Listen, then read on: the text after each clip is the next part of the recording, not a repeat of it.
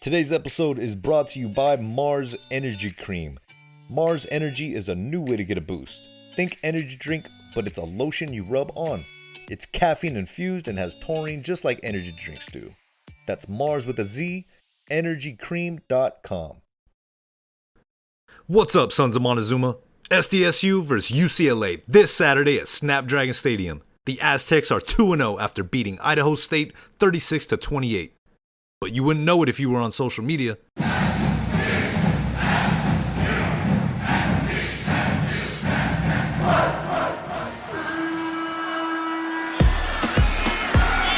fake handoff. Mayden, open field, into the end zone. Touchdown, Aztecs.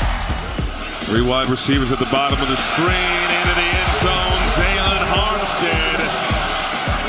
Second down, 13. Hayes looking downfield, picked off. Mayden, the handoff. Blake makes a man miss. Fighting into the end zone. Touchdown, San Diego State. Mayden going to keep it himself. Finds space. Still on his feet. Breaking tackles. End zone. Touchdown, Jalen Mayden. Cook looking downfield and picked off. Second INT for Jordan Cook, and it's Noah Tumble. All right, Aztec Nation, welcome back to another episode of the Sons of Montezuma podcast. We first off want to thank Mars Energy Cream, of course, for stopping by the tailgate as they did in the opening game. They supplied us with some samples, so make sure you stop by the tailgate and give it a try. I am your host, Mateo San Diego. You could find us on Twitter at Sons of Monty, Instagram, Facebook, all that good stuff. And before you do anything, make sure you hit that like and subscribe button on the YouTube channel. I'm joined with my two co-hosts as usual. He is protecting our borders from sea to shining sea. It is K5 James. Good to see you make it. What's up, man? Glad to be here. And then the dirtiest of the Dans, Dan the Man, as he likes to call himself, is Dirtball Dan. Glad to see you made the podcast, dude. Yeah, dude, I'm pretty tired, man. So we'll see how we do. We'll see how we do today. You gonna stick around to the end? You gonna make it? Yes. So as we know, the Aztecs pull out the victory against Idaho State. It was maybe one of the ugliest but sweetest victories for the Aztecs, 36-28 on Saturday. And, we get to talk all about it, guys. This game left us feeling a lot of different things. Good, bad, some of it indifferent. But if there's one thing we all know is that you only get so many of these games in the season, guys. You only get so many of them per year. You got to take advantage of every single one of them, whether it's the pregame tailgating or just hanging out with your friends and having a good time as best as possible. What was your guys' first initial reactions to this game? James, I'll start with you. Man, it was a ugly game to watch. It was hard to watch. We talked last week how the offense kind of started showing some like cohesion, and the defense kind of played really well. They allowed a lot of yards, but they played pretty well. They didn't let people in the end zone. And this game, it didn't seem like the team was into it. Like they were kind of overlooking them, I think. That's the vibe I'm getting. But yeah, it was just an ugly game to watch, man. It was hard. Dan, I know it was a tough one for you in particular to watch. Do you remember most of it? Yeah, I had drank a lot, and I left a little bit early. But I think on a previous interview I had mentioned like I hate these type of games. Nothing ever good comes out of it. If you have to throttle them to really feel good about it. If it's a close game, you're like, dude, how bad are we? The actual event itself was pretty fun. I thought it was a decent crowd, and tailgate and all that good stuff was great. But man, that game was tough to watch. And and then you start telling yourself, oh, maybe they were holding back for UCLA just to make yourself feel better. But man, when you're when you're averaging 4 yards of completion passing the ball against an FCS school, a bad one, I mean, there's some concern there for sure. I think one of the interesting things to note in hindsight, right? You could look at Idaho State, and they brought in, I think I quoted them as like 30 or 40 new players. I think they brought in closer to 70 new players on that team. We heard the coaching staff talking about that they don't really have any film to study. You know, a lot of these players, like I think you were passing out to me during the game, like a lot of these guys are like your last chance you type of guys, right? It's a FCS team.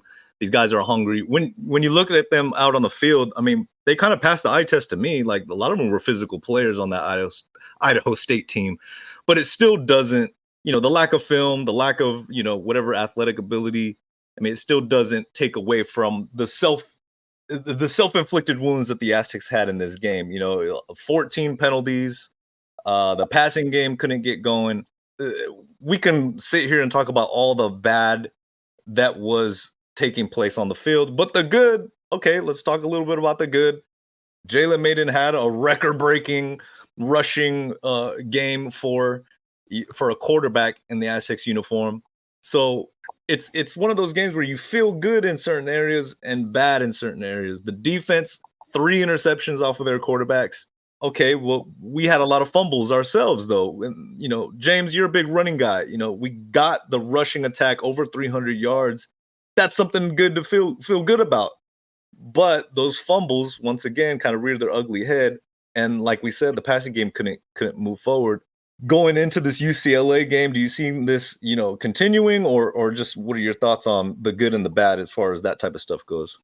Yeah, I kind of like we were able to run the ball a little better. But a lot of those yards were made in just breaking big runs. So it's not like we had a consistent, really pound them away running game. And then again, when we did get the running game going, there were some turnovers, and that's never good, obviously. I really don't think there's anything we can take away this game and apply it to UCLA, because the effort, the game plan against UCLA is going to be completely different. This is a game like that. Dan was saying he hates these games. There's like nothing we can really take away from this game. Now, Dan, we usually have to pry some enthusiasm and optimistic viewpoints out of you. Did James do any justice for you? I mean, do you take any of this going into UCLA game, or do you feel like we're doomed? Shit, man, because dude, when you look at our offense, it's not just this game too. I mean, we can't throw the ball down the field at all. We couldn't do it against Ohio. We couldn't do it against Idaho State. I don't know how that magically changes against UCLA. Now, I mean, is it a guaranteed loss? I want to say that, but I think it's going to be like a real difficult game. They could be explosive on offense, and we're going to have to score points. And I just don't know where we get it from or how we do it. I don't know how we could sustain a drive against them. Their defensive line is really good. They have some pretty explosive players. First round draft pick probably on the defensive line, and it's not gonna be easy. Like we usually do every week, we're gonna get into a little bit more of the specifics with Coach C, breaking down UCLA and what the Aztecs should expect to see against that team. And you know, talking with Coach C about Idaho State, you know, he hit a lot of things on the head as far as what he wanted to see from the offense, in particular the quarterback, Jalen Mayden. He wanted to see him kind of command the offense a little more, get back there, see your reads, and if it's not there, pick the right opportune time to run with it. I don't think we were all expecting him to have the rushing night that he did. So it's kind of, you know, it's like we said before, it's a little counterintuitive. You know, you have this big rushing attack, but the passing game wasn't really all there. But we'll have to see. I mean, a couple years ago, we barely skated by, Weber State, and we came back and beat UCLA. That was 2019, guys? It kind of feels like a similar type of scenario once again. Yeah, the only thing I'd say that's different between the situations is the offense didn't do anything against Weber State, but the defense played really well. So we knew the defense was going to play really well against UCLA, and it was, you know, just hopefully the offense can come through. This time, both sides of the ball didn't play very well against a bad opponent, so that's kind of concerning. But again, I'm just going to flush that game, and we'll see. I'm excited to see this game Saturday, and and hopefully they'll surprise us and pull off the upset. I don't even really want to talk about that game anymore, dude. Yeah, honestly, I don't even remember it that well. We got to finish better, just overall. We said that last week. I think we did have some improvement. Is it the improvement that we need to be at? No. As coaches and as players, the one thing ticked me off is the fourth quarter. Talked all year about losing games in the fourth quarter, and we didn't play well enough in the fourth quarter. We didn't win the fourth quarter. To be a championship team, we got to do a better job and finish better. Your secondary is only going to be as good as your pass rush, and getting the ball off. They got the ball off extremely quick in quick sets, and what they did, maybe we should have done a little bit more 8-man drops, because the ball was. It reminds me of when I was here in 19, when we played Jordan Love. I mean, that ball comes out quick. Well, hopefully there's more of us than them. And I know last time we went up there were more than us than them. So that'd be great if we could have that here at home.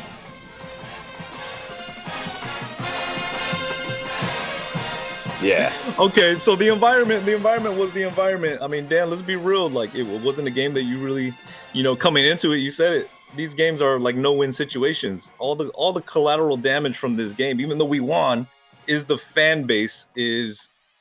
I mean, let's be honest, guys. They're not the most thrilled, even coming in against UCLA, which is going to be a marquee game. It's on CBS at 4:30 this Saturday coming up. You know what I mean? National television once again. And the crowd, the fan base is not as excited as you would have thought. Now, I will say I've seen a lot of action on Facebook, a lot of action responding to our posts. We do have a lot of Aztecs flying in for this game. A lot of out-of-town Aztecs are going to be flying in for this game. If there's one game on the schedule that you wanted to circle before the year started, this UCLA game at home is it. It's a Pac-12, whatever you want to call them, opponent. But the atmosphere of this past game and coming into UCLA, I'm really curious to see who's showing up. Is Aztec Nation even alive out there? Are they going to show up for this game against UCLA? I just went to the Padre game on Labor Day, and the Padres are, for all accounts and purposes, I mean, their season's done. They're not coming back. But the crowd was still there. The entertainment value was still there. Everybody was into it. I mean, we lost. We were losing 6-0 in like the second inning. And the fans are still there. It's an electric atmosphere. I mean, what does Snapdragon have to do to get to that point when on the field is not exactly as electric as you would like it to be? Well, I mean, dude, we got to be fair too. Like last year was the season ended in a lackluster way. You have a whole off season of assuming that we're going to make the Pac-12 only to have the whole damn conference dissolve. You go into an Ohio game, which is some negative, just momentum. And then, you go there, you don't see that many fans there. And it's just like, it's like a self-fulfilling prophecy at this point. I feel like it's a snowball of negativity, and we haven't had a lot of positivity for football in, a year. The retention was terrible. I think the school was waiting to really go after the season ticket holders because they wanted to market towards the Pac-12. Hey, you better get your tickets because we're going to be in the Pac-12. Right. And it's backfired. Now, in the meantime, they could have done stuff to make the presentation better and the production better. They haven't. But we need the school, we need the team to do something for the fan base as well a little bit here. Like have a big win, play well, be exciting, do something. We're a fair weather city, dude. I mean, it is what it is. And as much as we need the fans to come out and support, we also need something on the field. And we also need something from the administration, like trying to get our money's worth. Now, James, before I pass it over to you, I want to make sure that whoever's listening, you understand we're not bashing the program. We're not bashing the university. Like, we are I mean, come on, guys. We are as diehard as it gets when it comes to Aztec Nation. We're going to be in Corvallis next week, and I can't wait for that trip. No matter what happens against UCLA, I'm looking forward to playing Oregon State in Corvallis and watching our guys represent out there. We are there week in and week out, and we want nothing but the best for the program. But when I point out to you, James, we're talking about it's been 2016 since we've yet to win 22, right? You know, the pandemic came, and that was a challenge for the whole nation, the whole world. But talking about college football, we have a 12-win season, but it's in Carson.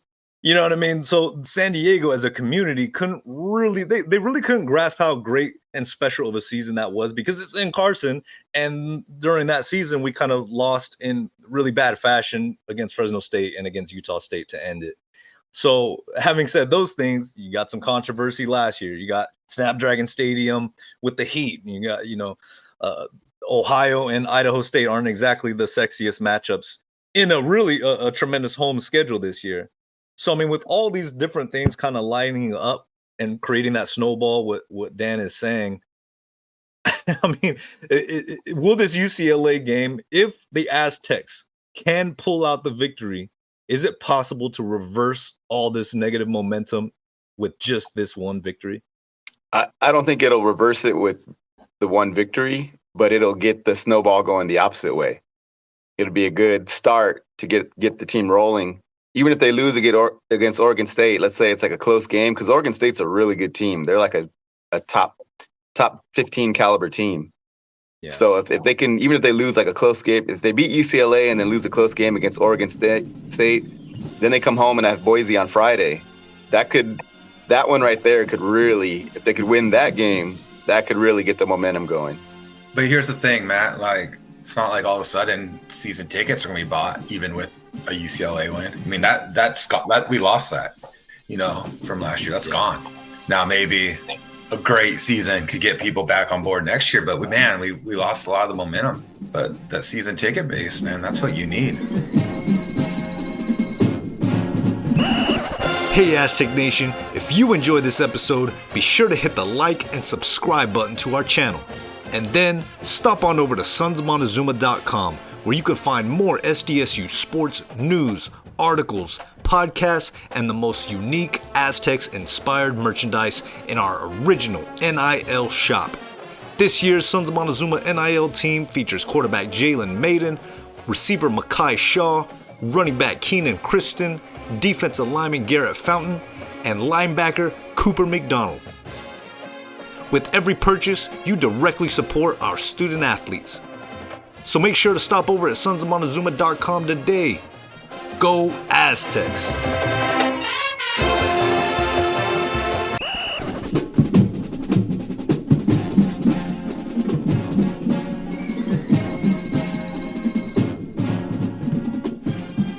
With all these things that we've just listed off and the missed opportunities like what you're saying, Dan, I mean, should these attendance numbers be shocking or surprising in any way when you take in like all these things that we just listed?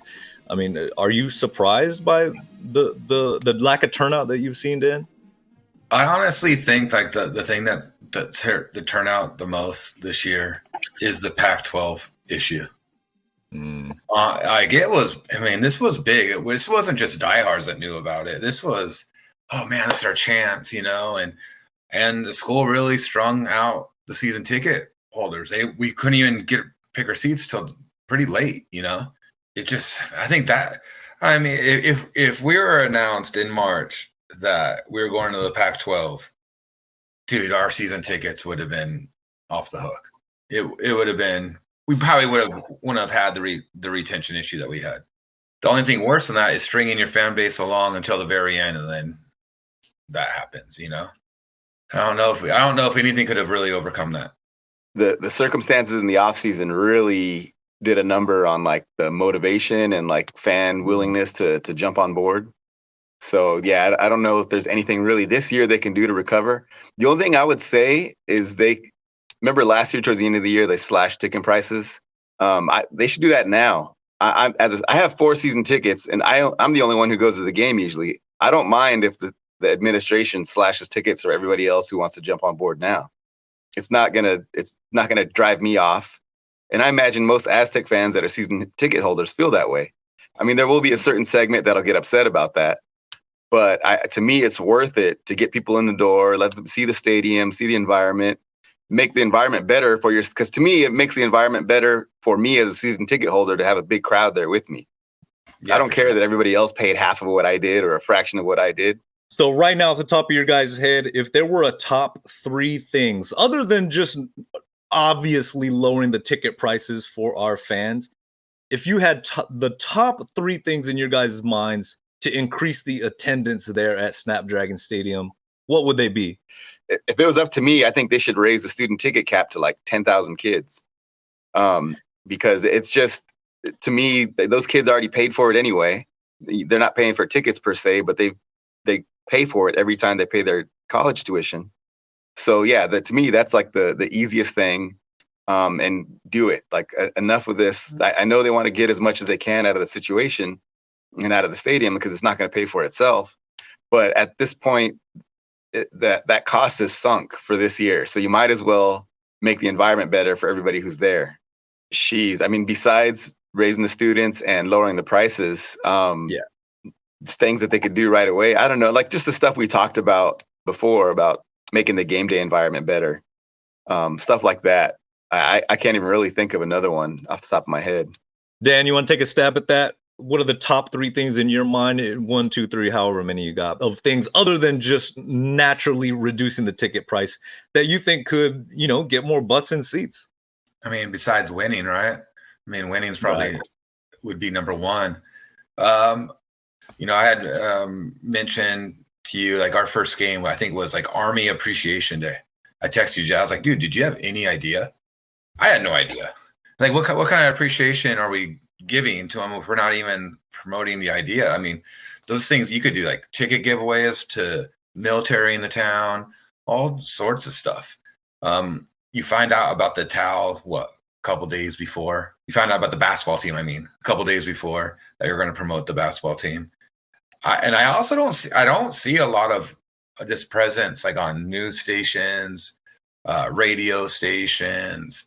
There doesn't seem to be much presence in the media or just marketing around town at all. So obviously you need to try to sell. They need to sell the product. By selling the product is you got to get out and talk about how great the product is and, how proud you are of the team and how proud you are of the school. James made a reference about, like he buys these tickets and he doesn't care if they're half off either. Because and if they're going to sell them less expensive, and I don't either, because I feel like when I buy the tickets, I'm buying them to donate to the school. So that just means more money I'm giving to the school makes me feel more proud. And like you got to get more people with that philosophy, just like to love the program so much that you want to do anything you can. If it means, giving some tickets to charities or giving more tickets to the students, we got to do it. We got to build something. So definitely, the promotions, the selling it. I think the school did a lot of work when it came to selling the stadium, right? After they passed the vote and throughout the process of developing it and building it, there was a lot of information out there on the news and the radio. I mean, any type of media, they were out there talking about Snapdragon Stadium or Aztec Stadium back in the beginning days. But now it's like, okay, well, what about the product in it? And of course you have, you got the Wave, you have, the Legion, you got to have the soon to be MLS team coming in. And those are all different entities, all different professional entities that they're going to have their own marketing and promotions do their bidding for them. But when it comes to San Diego State football, that's a whole different budget. I'm sure it's a whole different, cycle of how they do their things, their promotions and all that stuff. One of the things off the bat, I would say, and I appreciate your mindset, Dan, and both of you guys really, because you have multiple tickets under your name. Dan, for you have them for small kids. And even if they don't show up, which is, sometimes they're not always going to make the game, especially the late games, right? So, but for someone in your position, I'm thinking right off the bat, kids under a certain age should get in for free. They should get in for free immediately. This stadium for Aztecs football needs to be super kid friendly.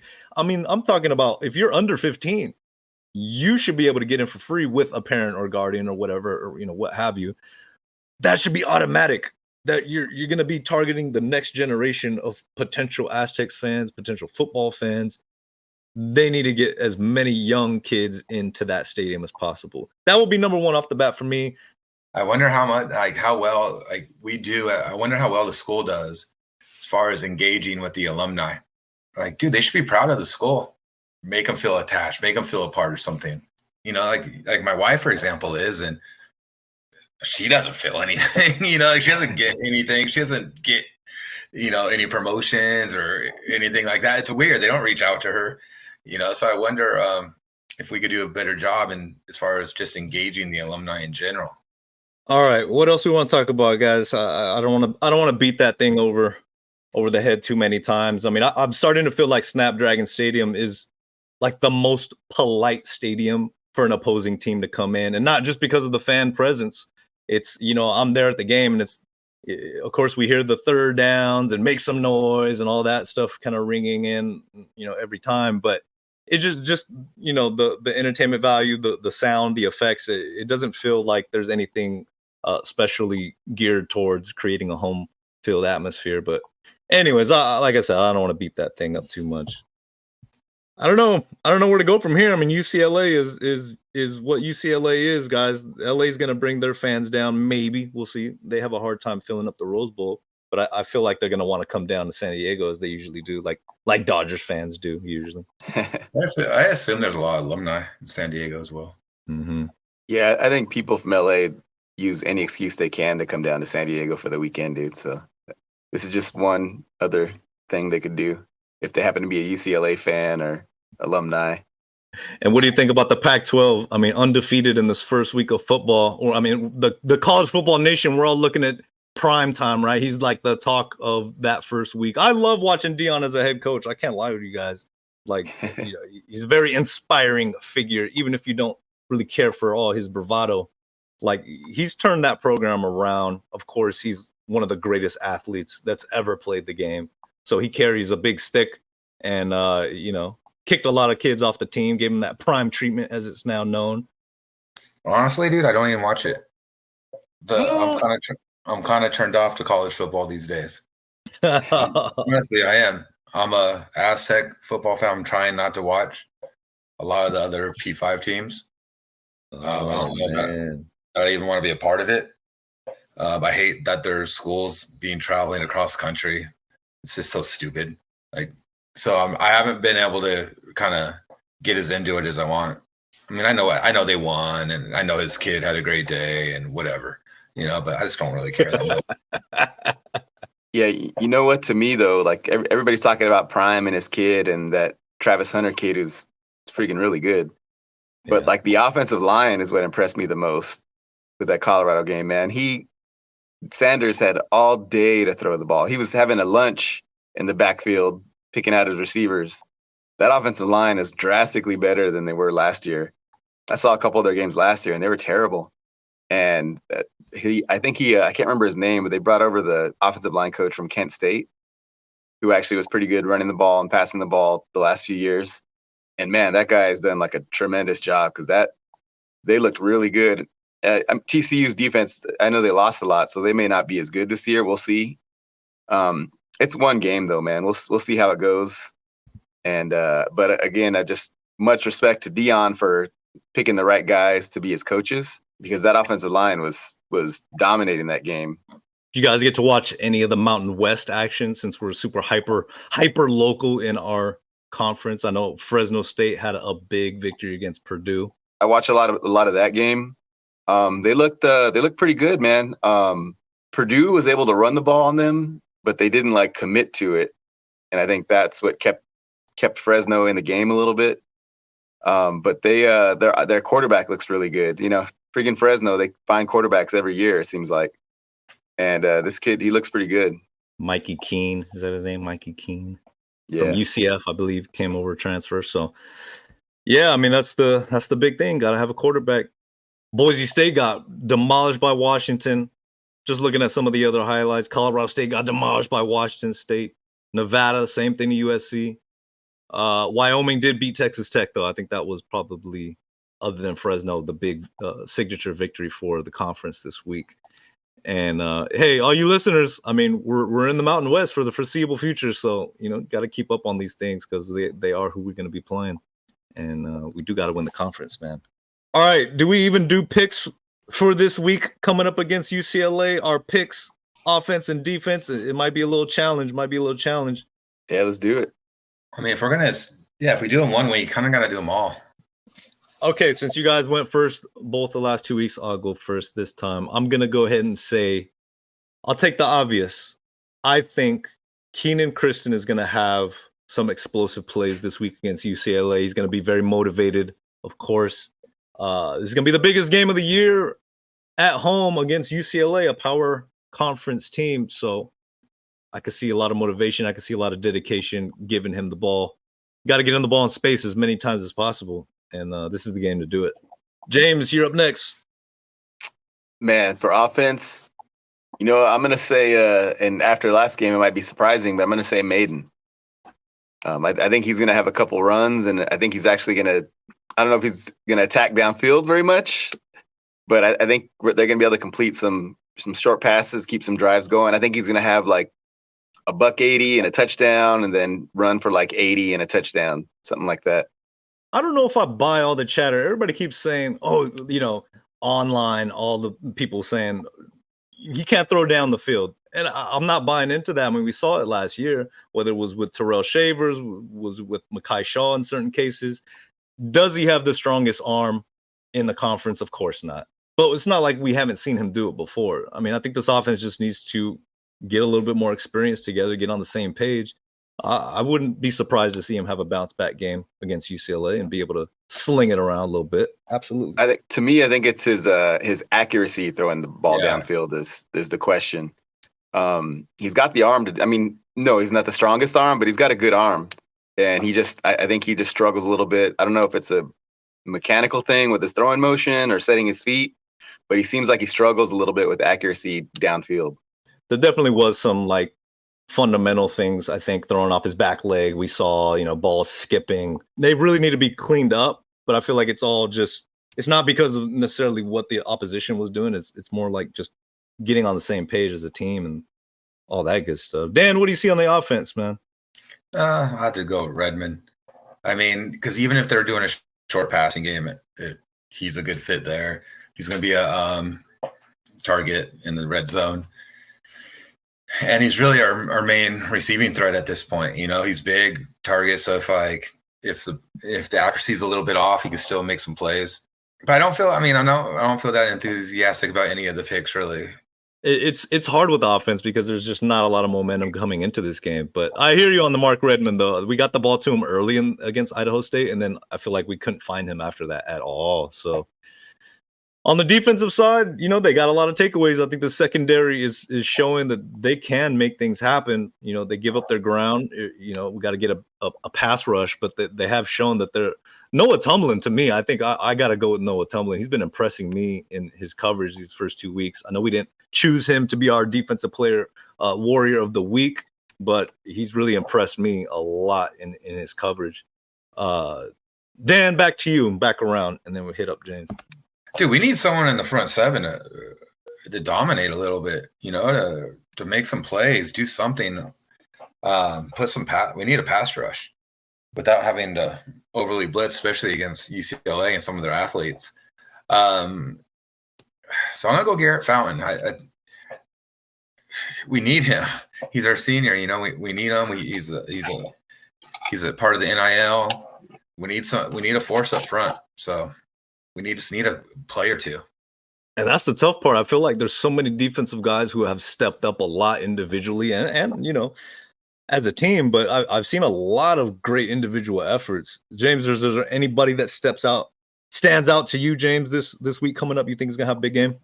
I think, and to me, I'm making this pick solely on, I think the player is great, but I think it's solely because UCLA runs a lot of that zone read and they throw a lot of those quick screens to the wide receiver, the little two-man game with the wide receivers on the outside.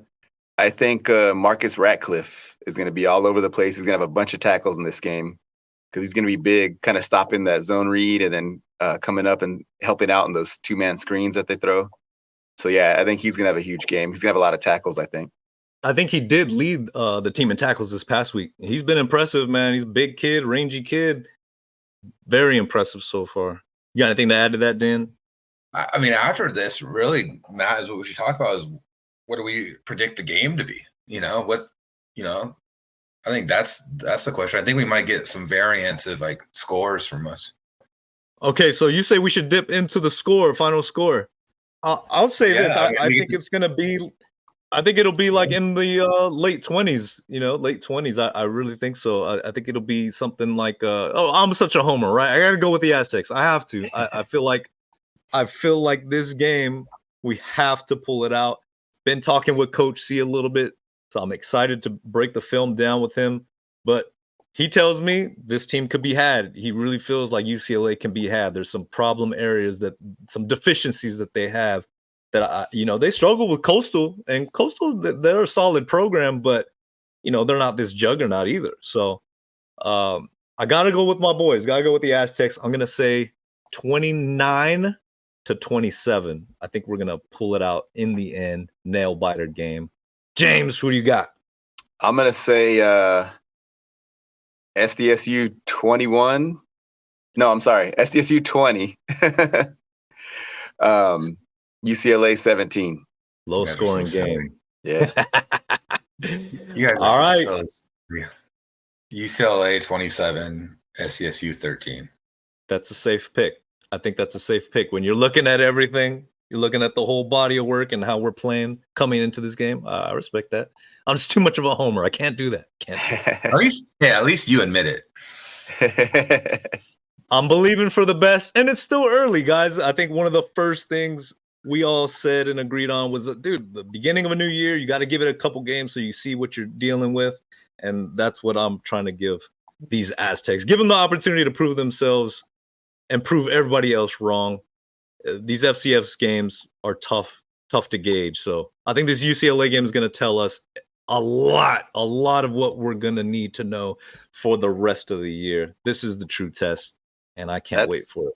That's what I was going to say. I was like, I still don't think we know what kind of team we have yet. And I think this is the game where we're going to find out what kind of team we have this year, whether it's going to be a long year or up and down year or a good year.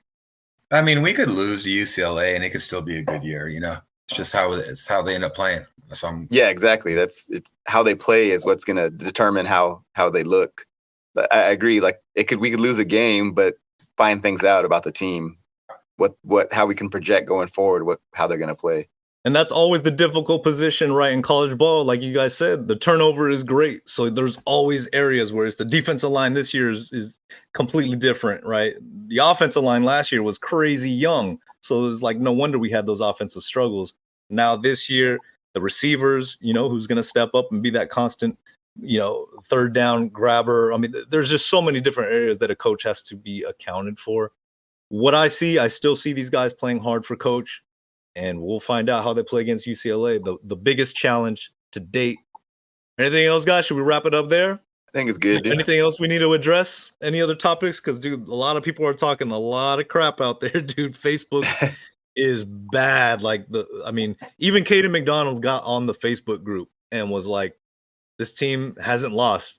You know what I mean? Like, it's not like Jalen Mayden is throwing, interceptions. Like, he's not. He's actually breaking records with his leg. It's not winning how we want to win. But until they start losing, it's like, man, people are so pissed. Yeah, I mean, look, if all those guys pissed are season ticket holders and they're all donating and they're all putting their money where their mouth is, all right, be pissed. You paid for a product, you're supporting the program. Now, if it's these people that aren't, that's where I have more of an issue with. Yeah. And believe me, you want people to be pissed.